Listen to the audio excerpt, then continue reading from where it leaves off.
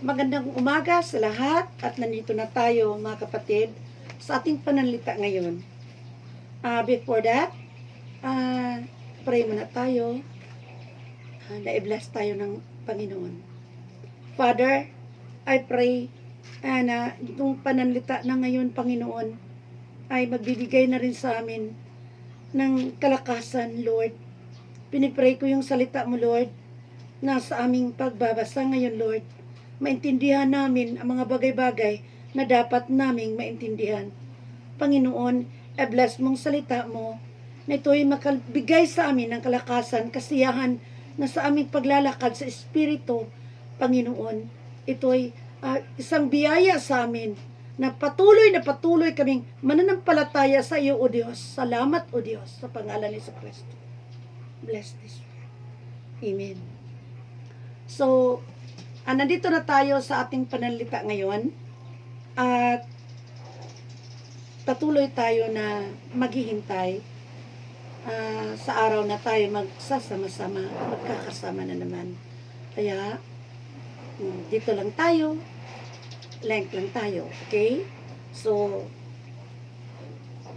open your book sa Juan, the book of John, chapter 5, verse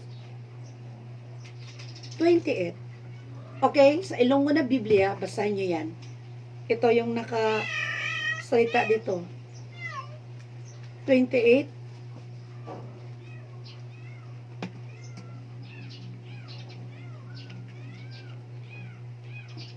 Marvel not at this, for the hour is coming, in which all that are in the grave shall hear His voice. 29. And shall come forth they that have done good unto the resurrection of life, and they that have done evil unto the resurrection of damnation. Hindi ba, mga kapatid, ang talk ko noong last midweek meeting is about the resurrection. Na yung lahat ng tao, pagkatapos siyang mamatay, ay haharap siya sa Panginoon. So, dito, sa Tagalog dito,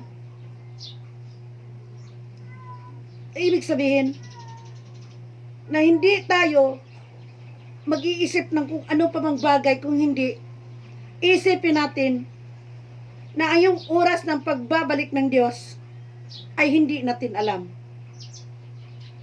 Na sa pagbabalik niya,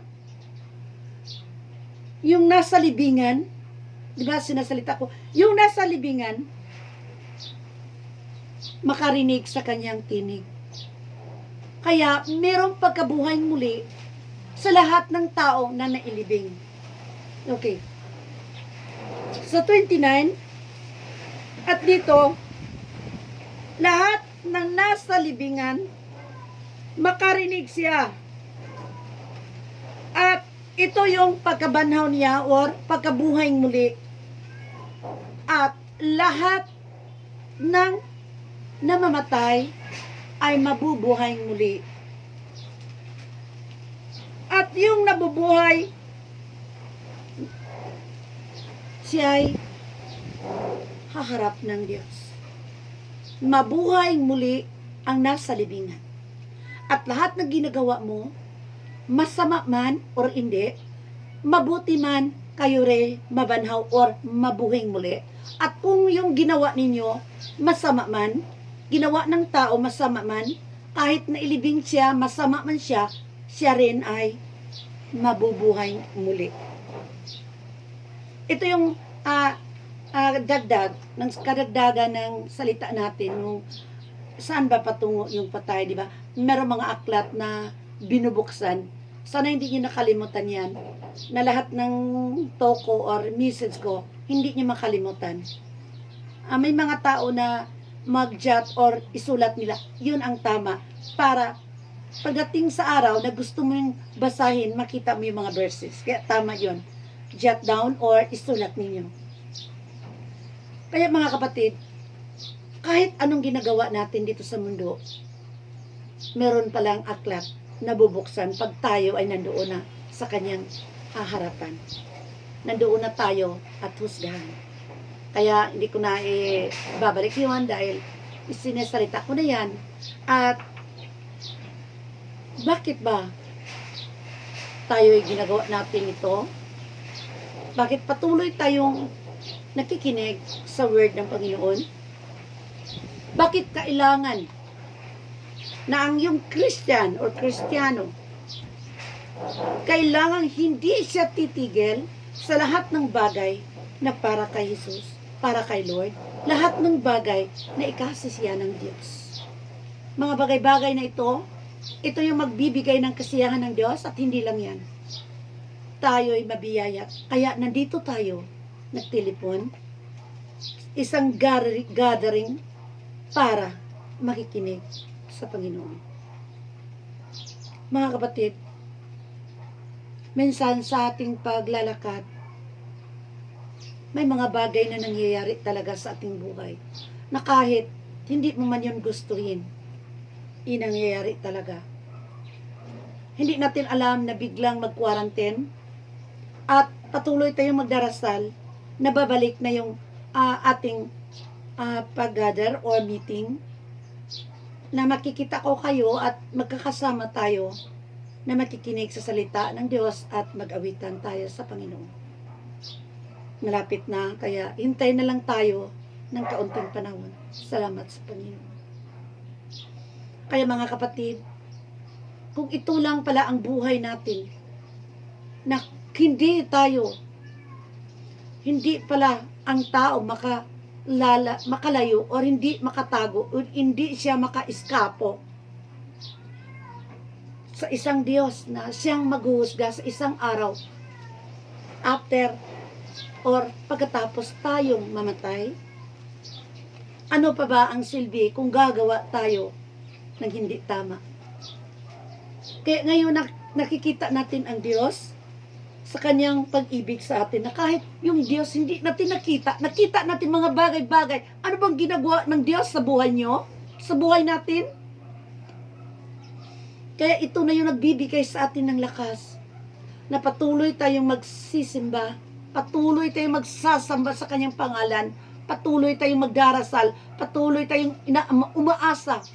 Yung pag-asa natin na sa Diyos lang, at yung alam natin na yung future o ano ba yung bukas natin, kinabukasan, ano ba kung wala ang Diyos? Siya lang ang bukas sa ating buhay. Dahil yung buhay na walang hanggan na binibigay niya sa atin, ito yung promise ng Panginoon sa bawat isa sa atin. Kaya kailangan masaya tayo mga kapatid. I-open niyo yung Biblia niyo sa Efeso 5. Okay. Sa Ilonggo, basa niyo yan. Efeso 5 verse 17. Okay? Basahin ko sa English to, ha? Basahin niyo sa Ilonggo niyo. Wherefore, be not unwise, but understanding that the will of the Lord is, amen for that. 18, and be not drunk with wine, whereas it excess, but be filled with the Spirit. Okay.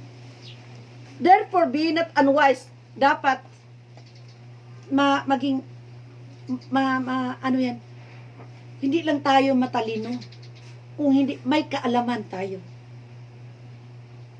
yung kaalaman sa Diyos. Dahil yung matalino na tao, napakaraming tao na matalino pero walang alam tungkol sa Espiritu. At iba tayo dahil we walk in the Spirit. At alam ninyo na kayo'y nakatanggap sa Espiritu Santo at kayo'y nagsasalita ng iba't ibang wika na hindi ninyo yan pinag-aralan. Yun ang bigay ng Espiritu Santo sa inyo. At naranasan mo yan, binuhatan 1 verse Acts 1 verse 8, binuhatan 1:8 at binuhatan 2:4. Kaya lahat ng salita sa Biblia na to, lahat pinanilulaan natin dahil totoong totoo. Sabi ng verse na ito, Maging wise ka. Wise ka sa buhay mo.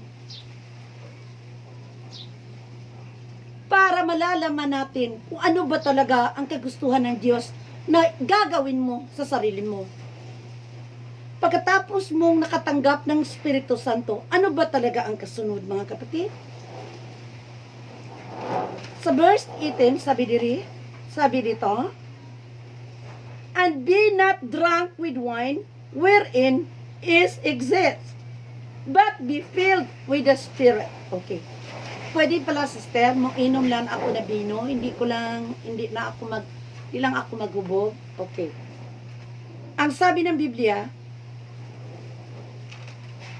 uminom ka ng wine, it's okay, but not excess. Hindi lang sobra ba? Uminom ka ng wine.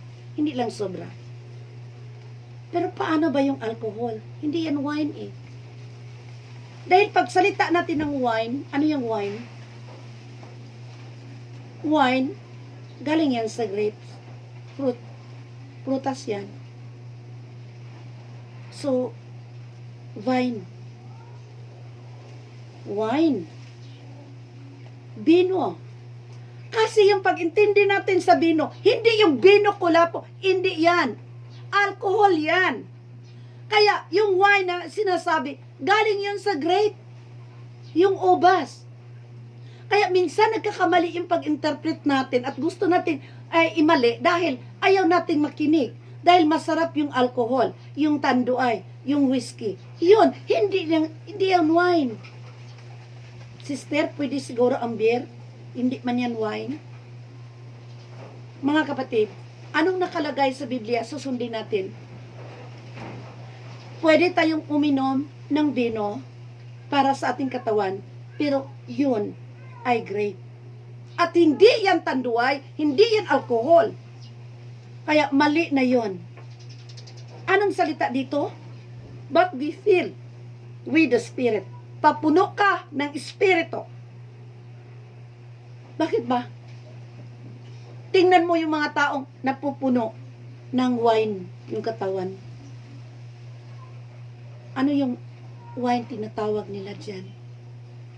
Dahil yung bino na tinatawag nila kulapo yun, hindi talaga yan wine. Kaya naglalasing, nag-iinuman. Mga kapatid, alam ko, pinagdaanan natin yan. May mga kapatid tayo na umiinom ng alak talaga. Pero na nakatanggap sila ng Holy Spirit, ano? Yung katawan nila, naghahanap pa rin ng wine, nung alcohol na yon.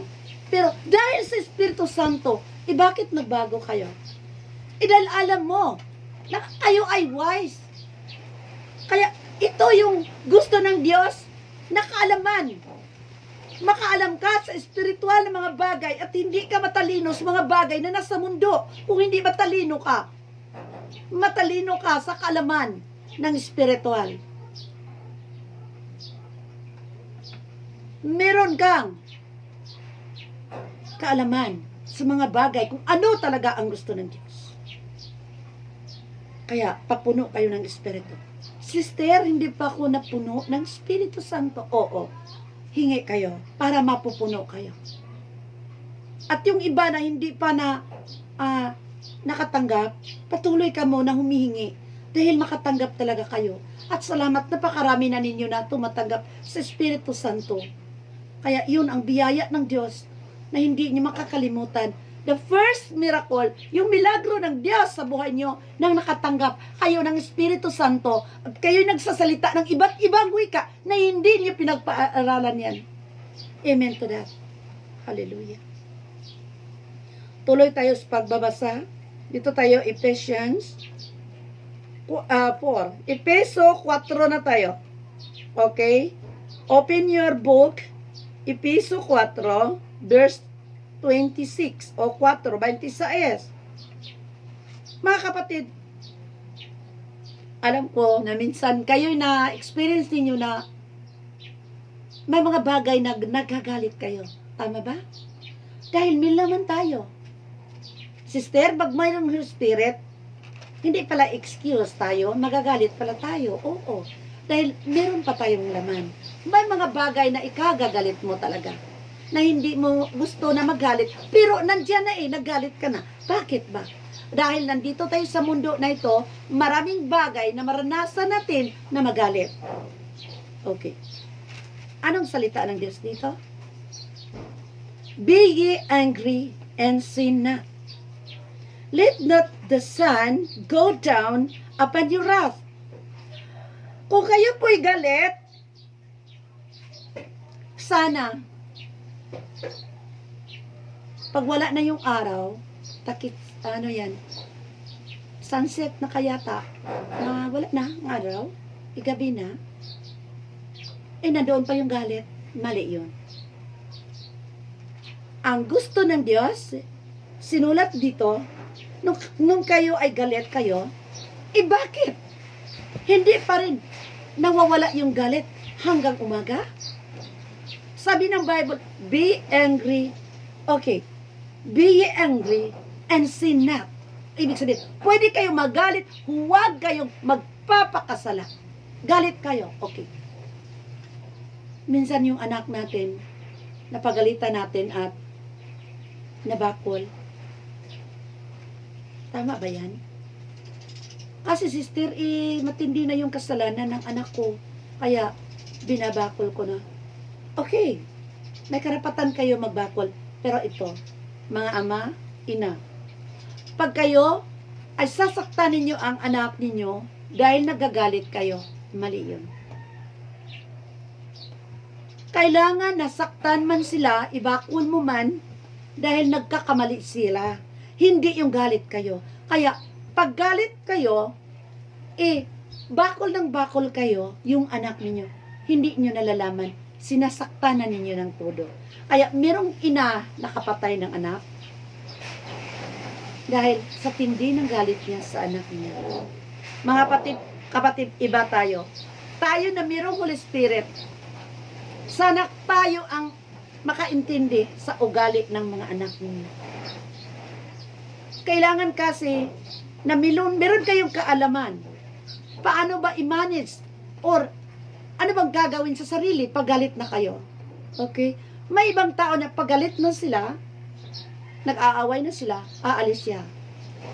Meron namang tao na pag galit na, nag-calm down siya, hindi na siya nakapagsalita, umuupo na lang. Meron ding tao na nagagalit siya at yung bunganga niya sobra. Bakit ganon? Dahil hindi tayo maka-eskapo, totoo ito na, yung laman natin, meron itong pride.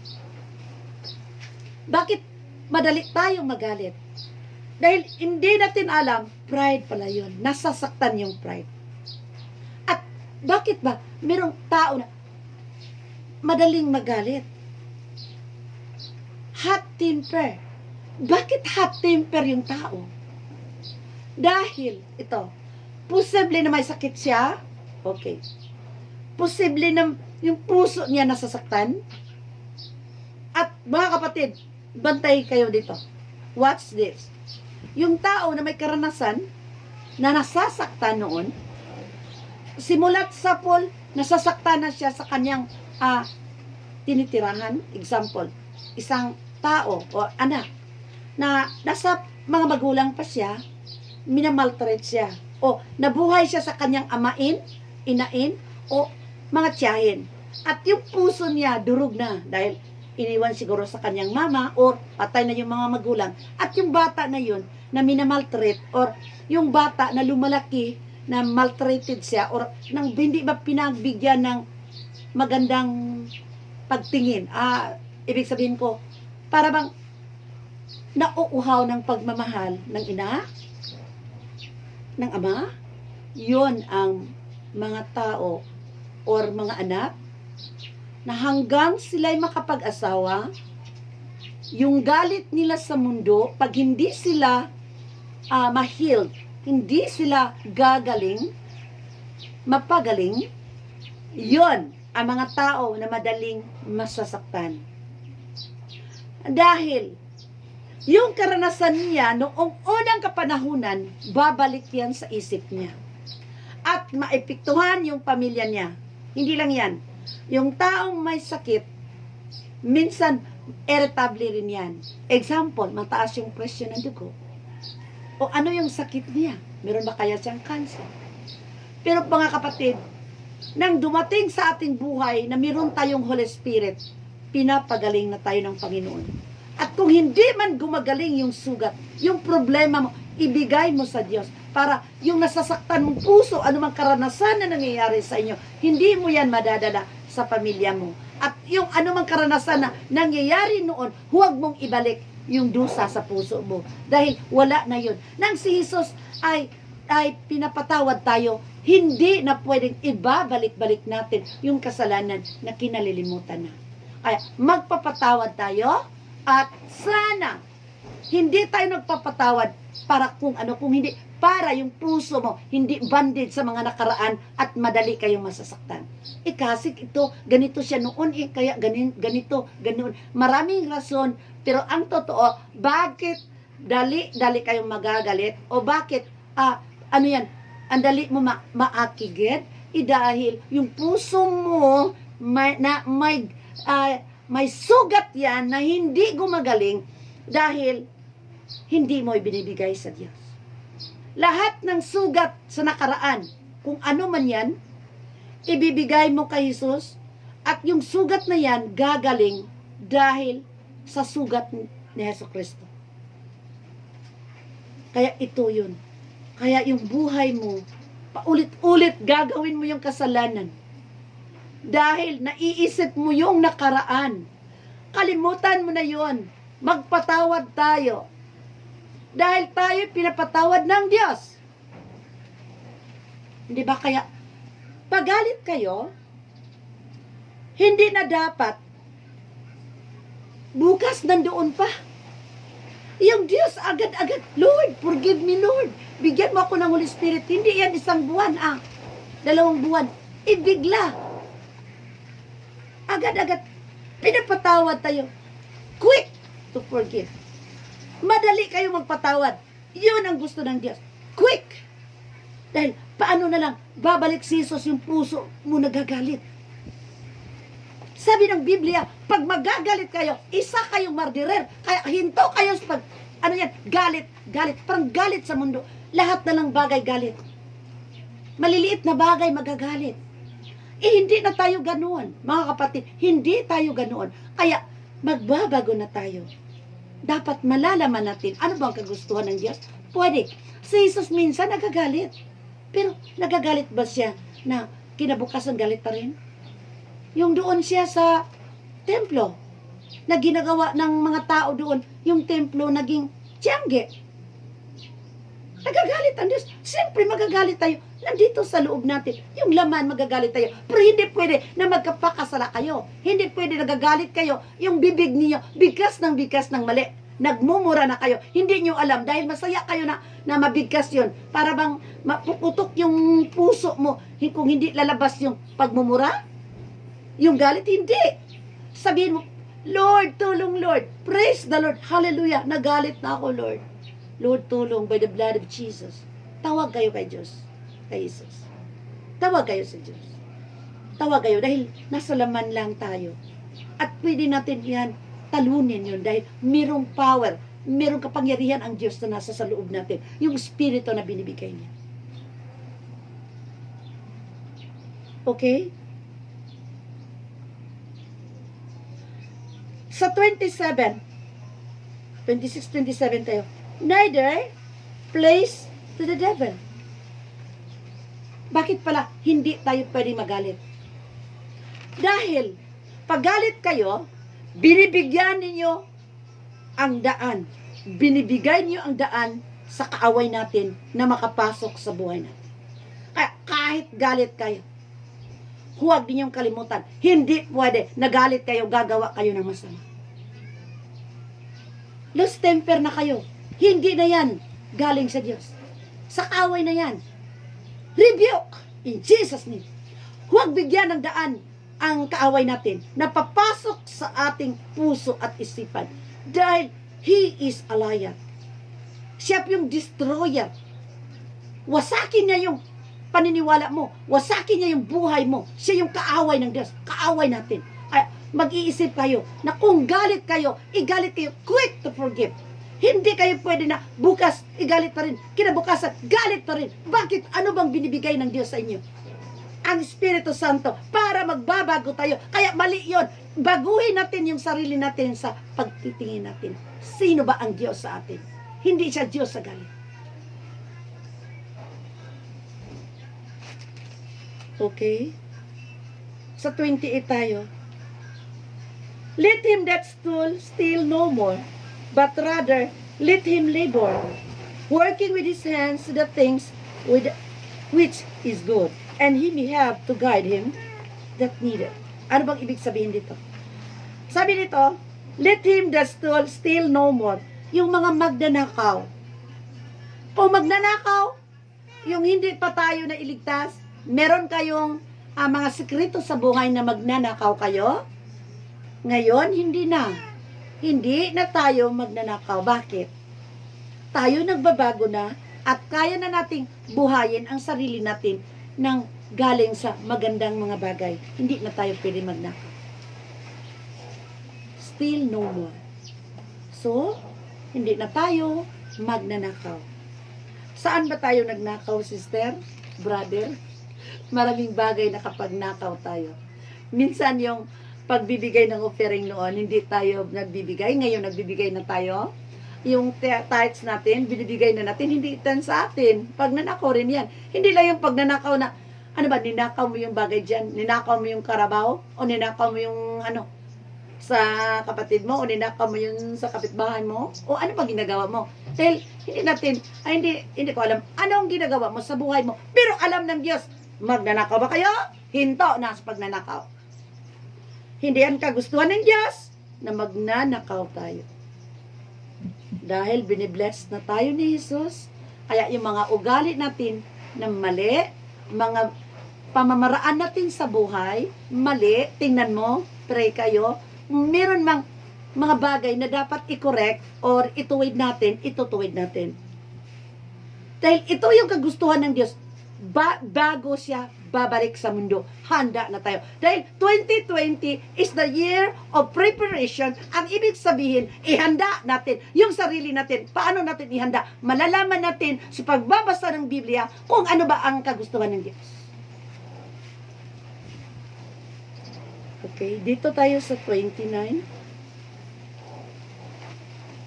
Sabi dito, let no corrupt communication proceed out of your mouth, but that which is good to the use of edifying, that it may minister grace unto the hearer. Let no corrupt communication. Binasa niyo yan? Nandiyon yan sa Episo, Episo 4:29. Let no corrupt communication proceed out of your mouth. Ano bang ibig sabihin dyan? Mga kapatid, yung bibig natin, watch out. Dahil yung bibig natin minsan magsasalita ng mali. Corrupt. Yung lumabas sa bibig mo, galing yan sa puso mo. Kaya, hindi yun dapat na mga masamang salita lalabas sa bibig nyo. Yung mga salita ba, alam niyo yan, anong ibig sabihin? Yung mga binibigas ninyo, binibigas ng tao na mali. Minsan nakarinig na kayo, sobrang bastos, sobrang pagmumura. Yung bibig na lumalabas yung iba't ibang natatakot tayo magpagmarinig natin. Dahil ito yung naranasan natin noon na wala tayong takot sa Diyos. Bibig natin, walang break yan, no? Walang break. Kaya, yung Espiritu Santo, binibigay sa atin para yung dila na or tank natin makontrol yan. Yung bibig natin kontrolin yan ng Diyos, kontrolin ng Holy Spirit, na yung lalabas na wika or anumang salita dyan o anumang sinasabi ng bibig na yan, lalabas yung mga salita na yung makarinig makasabi, ano bang tao nito? Ang ganda magbigas. Lahat ba? May kaalaman. Yung lumabalabas sa bibig, magbibigay ng testimony. Makarinig yung tao, ang sarap pakinggan yung salita niya. Bakit ganun siya magsalita? Dahil ma-attract yung mga tao sa bibig mo nga kay ganda pakinggan. Na maituwid yung puso na naghahanap naghahanap ng gusto maituwid. Pero kung lalabas yung mga bigkas dito na mali, mga bigkas na kahit na maruming salita, ano ba yun? Lumalabas yung hindi mo, parang hindi katanggap-tanggap yun. Sobra. Ano yan? Ito yung Kristiyano. Paano kung sa bibig niya lalabas yung mga salita na mali? Magsisi tayo mga kapatid. Hindi ang dapat. Dahil dapat malalaman natin ano ba talaga ang kagustuhan ng Diyos sa ating mga bibig. Ano bang lalabas dito? Yun ba na mag-glorify ang Panginoon niya? Makikita na tayo liwanag sa mundo. Paano yun makikita? Yung may Holy Spirit nagsasalita ng mali. Ay, doble ang ingat mga kapatid. Dahil ligtas tayo, kailangan iligtas ng bibig nyo. Hallelujah. Amen. Patuloy tayo sa 30. Okay. Dito tayo sa 31 muna. 31. Episo 4:31. Let all bitterness and wrath and anger, clamor and evil speaking, be put away from you with all malice. Let all bitterness and wrath and anger, clamor, evil speaking, be put away from you with all malice. Mga kapatid, ito yung dapat sa isang Kristiyano. Ano ba yung buhay mo? Yung buhay ko, ang pait-pait. Huwag mo yung isalita. Negative yan. Yung buhay mo na naranasan mo na ang pait-pait, ang nagdusa ako. Hindi mo dapat yan ilabas sa bibig mo. Negative yan. Para bang meron kang bighati na hindi ka napagaling ng Diyos. Meron kang puso na parang nasasaktan araw-araw. Parang hindi ligtas. Parang ang kalungkutan nandyan. Bitterness yan. Paita. Hindi yan. Nakakapagod yung buhay natin. Hindi bitterness yan. Ano ba yan? Galing yan sa kaaway. At hindi lang yan. Yun bang kahit taniman ng kawayan, hindi ko kakalimutan. Oo, pinapatawad na kita. Pero hindi ko kakalimutan yung ginawa mo. Mali yan. Pag kayo'y nagpapatawad, kinakalimutan mo na lahat. Dahil nang kayo'y pinapatawad ng Diyos, kinalimutan niya na kasalanan mo. I-erase na yan. Wala na. Pero bakit?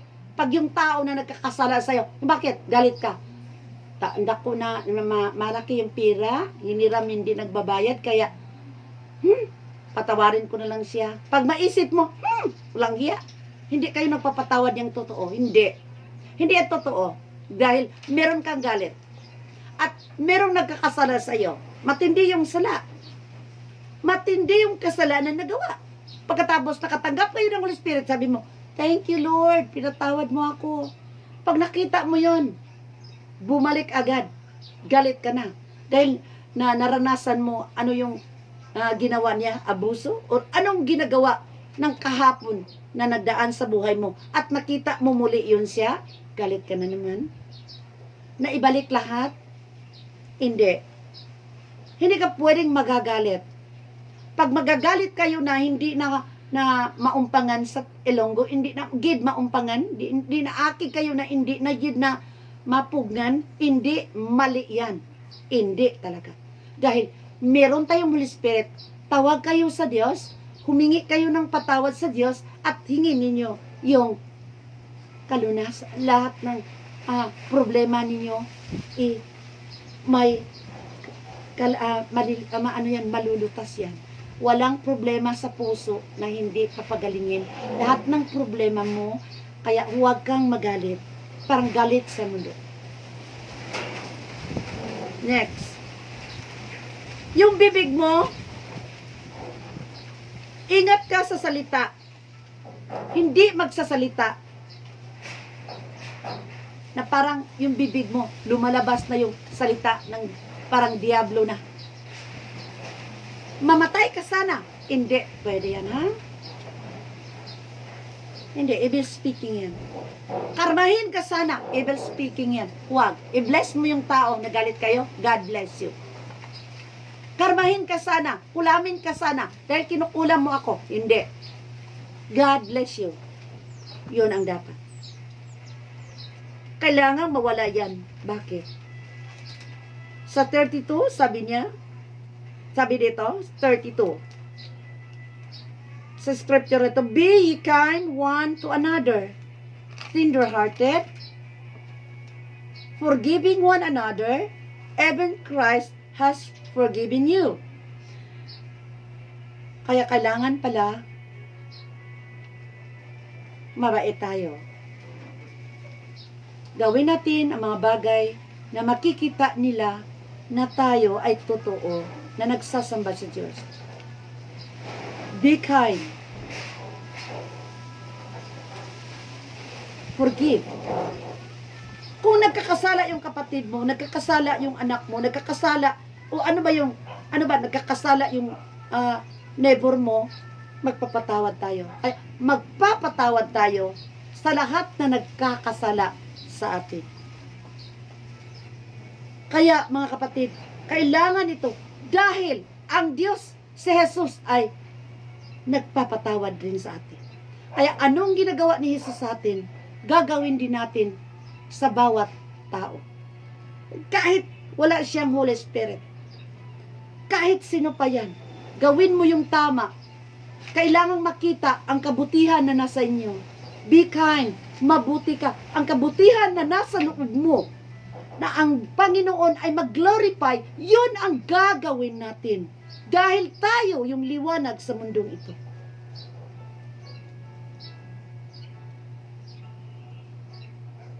Okay? May verse din sa scripture na ito'y pananalita ko sa mga anak. Okay, mga anak. Mga young people. Children, obey your parents in the Lord, for this is right. Sa episo pa rin ito. 6:1. Mga anak, ano yan? Obey your parent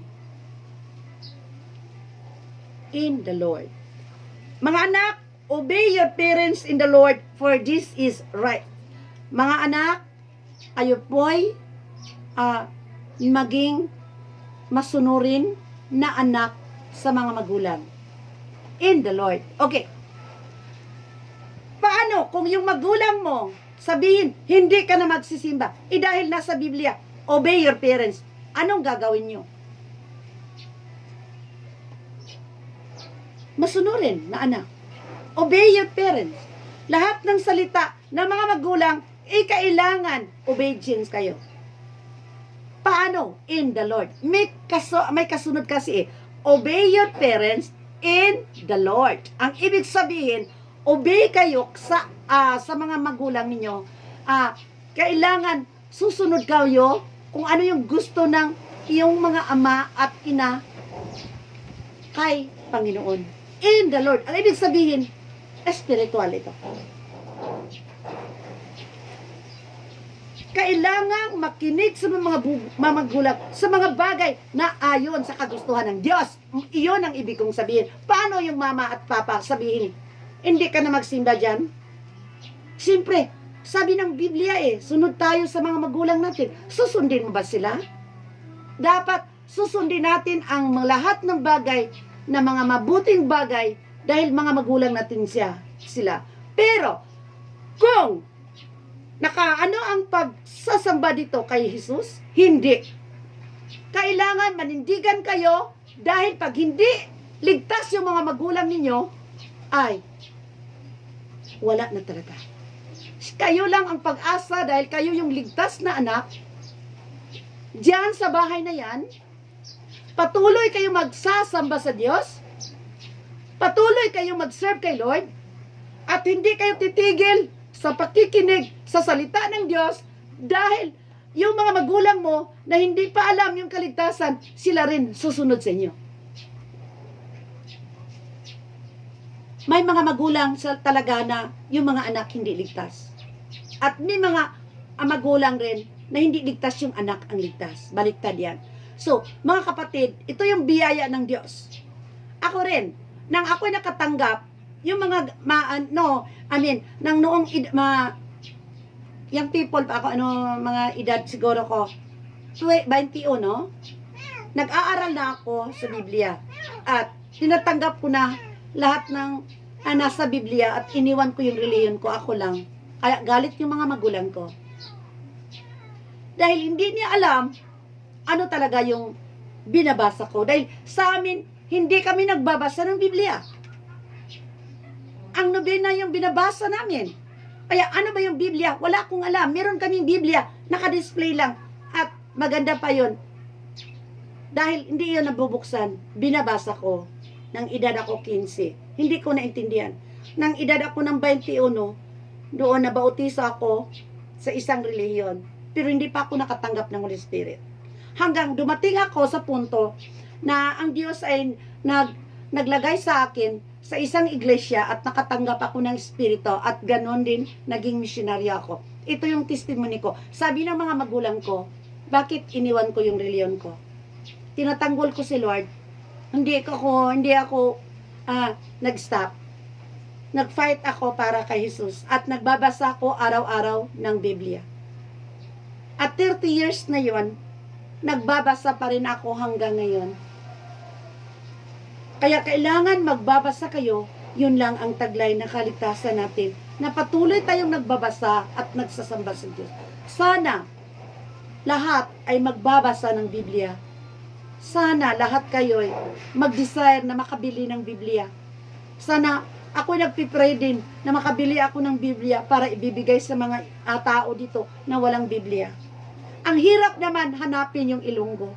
Mahirap talaga. Yung Ilonggo dito, Duay version, hinahanap ko yung version na ating gagamitin. Dahil maraming dagdag yon yung Duay version. Hindi pwede yan sa atin. Kaya mahirap. Ako po'y mag-order ng Ilonggo. Yun ang iniisip ko. Sana next year, hindi pa babalik ang Panginoon. Meron na tayong, lahat ay na meron ng Biblia. Kaya pray lang tayo dyan. Dito naman tayo sa 5:23. Husband is the head of the wife. Even so is Christ is the Savior of the body. Number 22, wives, submit yourselves unto your own husband as unto the Lord. 25, husband, love your wife, even as Christ also loved the church and give himself for it.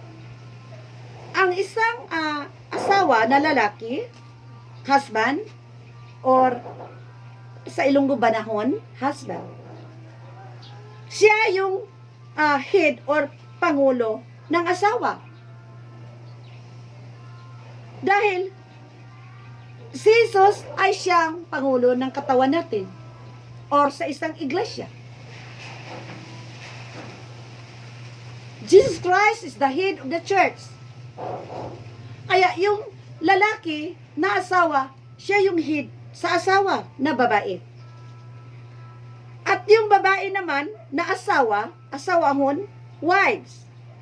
Asawahon sa Ilonggo, submit yourselves unto your own husbands as unto the Lord. Mga kapatid, mali yung under mo yung sana hindi kayo ma-offend dito. Hindi pwede na tayo na mayroong Holy Spirit, yung asawa natin na lalaki, siya yung under mo. Kailangan, hindi yung under na under desire. Hindi ibig kong sabihin, siya yung pangulo. Yung lalaki, siya yung pangulo sa pamilya. Dahil meron siyang Holy Spirit, siya yung mag-manage sa kanyang pamilya at siya yung mag-counsel ng kanyang asawa. At yung asawa naman, kailangang pakumbaba siya sa kanyang husband. Hindi pwede na ikaw asawa, matapang ka pa sa asawa mong lalaki, ikaw yung pangulo ng asawa mo. Hindi yan pwede dahil ibinibigay ni Lord na yung asawa talaga, hindi submit yan sa asawang lalaki. Yung husband or bana, siya yung pangulo sa asawa. At yung asawa naman na lalaki, husband, dapat mahalin niya yung asawa niya. Yun ang dapat gagawin sa isang anak ng Diyos. Hindi pwede dito na meron kayong Holy Spirit, hindi ninyo irespeto yung asawa ninyo, dahil asawa lang yan. Hindi rin, ha? At yung bana naman, or husband, dahil siya yung head sa asawa, hindi niya irespeto yung wife niya. Hindi yan pwede. Dahil irespeto ninyo bawat isa sa inyo.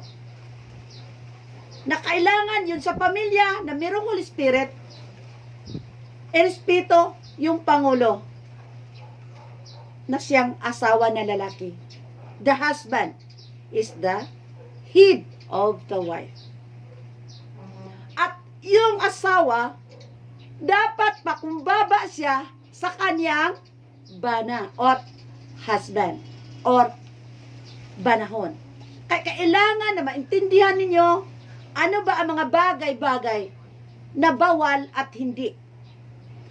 Dahil ito'y sinasalita ko para sa mga husband na may Holy Spirit at asawa na mayroong Holy Spirit. Iba na yung usapan na asawa urbana na walang espiritu. Kaya kailangan yung asawa na lalaki, dapat siya yung pangulo, meron siyang Holy Spirit para malalaman nila paano i-manage yung buhay ng asawa niya na mayroong Holy Spirit. Dahil iba tayo. We are living as spiritual people. Mga spiritual tayo at hindi tayo mga tao na hindi naglalakad sa Espiritu Santo. Okay?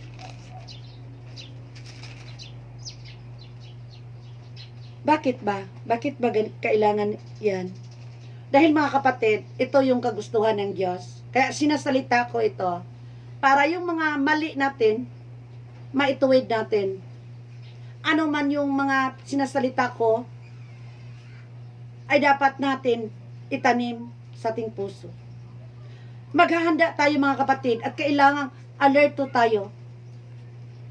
Maghanda tayo para sa darating na tribulasyon.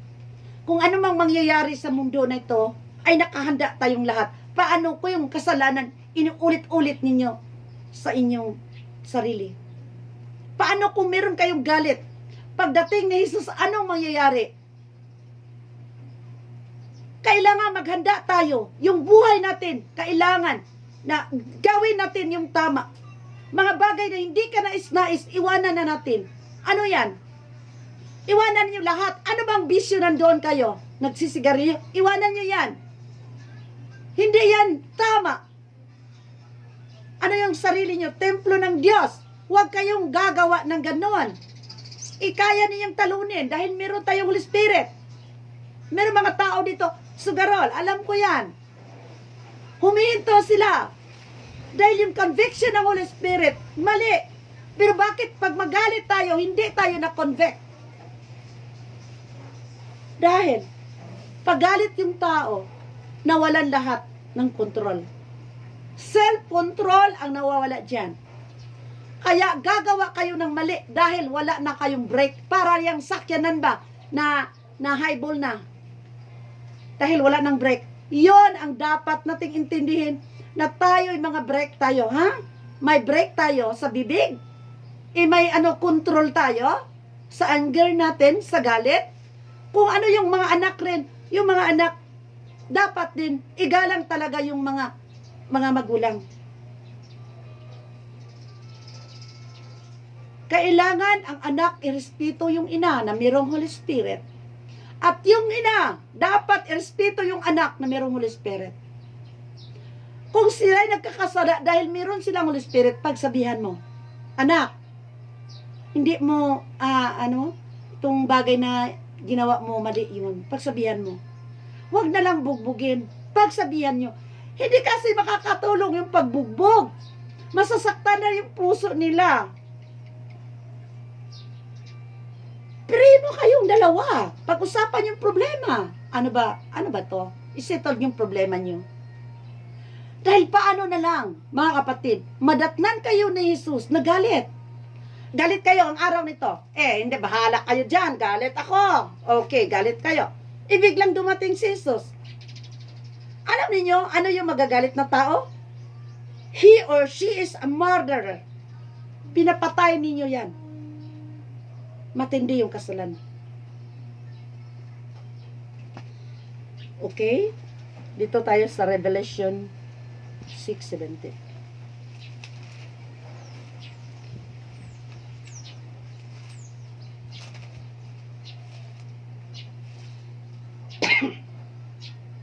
Revelation 6:17. For the great day of his wrath is come, and who shall be able to stand? Pagbabalik ni Jesus, galit na. Hindi na siya isang savior. Maghuhusga na siya. Bakit pagbalik ni Jesus, ano siya? He is not a savior anymore. Hindi na siya tagapagligtas. Dala na niya yung galit sa kanya. Lahat ay husgahan na niya. At yung galit ng Diyos, hindi yan para sa atin, na mga iniligtas niya, na mayroong Holy Spirit, mayroong silyo. Hindi para sa atin yan. Kaya maniwala kayo. Tayo yung makaangkin sa promise ng Panginoon dahil naglalakad tayo sa tama. Naglalakad tayo sa paniniwala. Naglalakad tayo sa Espiritu. Ginagawa natin ang tama at yung buhay natin, binago natin. Kaya hindi tayo kasali diyan. Yung wrath or galit ng Diyos, pagbabalik niya, galit na siya. Ito yon. Kaya gusto ko na maituwid yung lahat na bagay na hindi nyo na ituwid pa. Meron mga bagay na dapat ituwid nyo. Plansahin nyo yan para walang kusot-kusot dyan. Dahil yung buhay natin, hindi natin alam kailan babalik si Jesus. Sabi niya, ang Panginoon ay parang magnanakaw, babalik. Pero alam natin yun. Tayo yung nakakaalam sa mga signs eh. Siguro magnanakaw ang kanilang tingin sa mga taong hindi naghahanda. Tingnan mo kayo, naghahanda kayo na parang may magnanakaw. Makapasok ba yung magnanakaw? Hindi ah. Dahil naghanda kayo. Kaya, parang magnanakaw ang pagdating ng Panginoon, hindi mo alam ang araw. Pero alam ng puso mo na babalik siya. Kaya, kayo yung handa. Yung tao naghahanda, yung tao nagsisi bawat araw, siya yung nagsasamba sa Diyos. Siya yung nakahanda at siya yung naniniwala. At panalig siya na yung Diyos ay totoo. At ang Diyos ay nagbibigay ng kaligtasan. At yun ang witness mo. Yung Holy Spirit nasa loob mo. Na nakikita mo, yung buhay mo nagbabago. Kaya sana, yung pananalita kong ito, makahanda kayo na baguhin yung mga bagay na nandoon sa loob niyo. Baguhin ninyo yung mga ugali na hindi ka nais-nais dahil yung sa laman natin. Merong Diyos na may grasya siya. Hanggang ngayon nagbibigay siya ng pagmamahal, nagbibigay siya ng grasya at nagpapatawad siya sa kanyang mga anak. Pero ito yung tandaan ninyo. Magbabago tayo para ipakita natin na tayo yung totoo at liwanag sa mundo na ito. Revelation 9 verse 6. And in that day, yung mga tao ba, sa Revelation, ito yun, na sa Revelation 9 verse 6, sino ba ang makatayo sa araw ng pagbabalik ng Diyos? Nakakatakot ito. Dahil mga kapatid, ngayon natatakot sila sa COVID. Pero hindi nila alam na maraming asteroid na pahulog, pabagsak na dito sa ating daigdig. Kung hindi ito isalba ng Panginoon, mawasak yata yung mga syudad o dahil mga asteroid yan. Pero ang Diyos kasi, siyang nagbibigay ng grasya sa atin kung kailan ito babagsak. Kaya lahat ng bagay, ibibigay natin sa Diyos dahil ang totoo, handa lang tayo. Dahil yung araw na yon, yung mga tao ninais nila na mamatay na lang, pero hindi sila mamatay. Ano yan? Ano yan? Nakakatakot yan. Pero hindi tayo takot dahil yung promise ni Lord na hindi tayo maano. Na kung mamatay man tayo, bago siya dumating, tayo rin ang marisurek. Tayo rin mabuhay muli. At yung buhay na datna ng Diyos, katulad natin darating ang Diyos, nakahanda tayo. Tayo yung hindi mamatay dahil kukunin niya tayo. Kukunin tayo ng Diyos. Iyon ang promise niya. Kaya mananalig tayo sa salita niya na babalik na siya at naghahanda tayo. Araw-araw, naghahanda tayo. Kaya hindi pwede na magkakasala tayo, mga kapatid. Be holy. Dahil holy yung Panginoon. Banal siya. Kaya gawin nyo ng buhay ninyo. Mabuhay kayo na banal. Mabuhay kayong masayahin. Mabuhay kayo na yung puso maligaya dahil hindi tayo gumagawa ng mali. Masarap mabuhay na walang kasalanan. Yun ang blessed na buhay na tayo, hindi tayo nabuhay ng kasalanan, kung hindi nabuhay tayo sa mga bagay na anong ikasiya ng Diyos sa atin. Kaya salamat tayo sa Espiritu Santo, manatili tayo mananalig sa Diyos na kung babalik man si Jesus, handang-handa na tayo, mga kapatid. Hintuan natin yung mga bagay na hindi ka nais-nais at magbabago tayo at i-focus natin yung mga mata natin sa Diyos. Siya lang tagapagligtas natin. Wala nang iba. Si Jesus lang. Sambahin natin. Pasalamatan natin siya sa ang dakilang ginagawa niya sa atin. Yung pagmamahal at pinapatawad tayo sa lahat ng kasalanan. Kaya suklian natin siya. Hindi natin kaya suklian siya. Yung hinahanap ng Diyos, yung obedience mo. Mag-obey ka sa Kanya, mahalin natin ang Diyos. Patuloy tayong mananalig, patuloy tayong magsasamba, at hindi tayo hihinto. Pray without ceasing. Huwag kayong mapapagod sa pagsamba. Huwag kayong mapapagod sa pagdarasal. Yun ang kasiyahan natin lahat. Amen? Amen. God bless us. Sana ang pananalitang ito magbibigay sa inyo ng blessing. Hallelujah. Praise the Lord. Amen. Amen.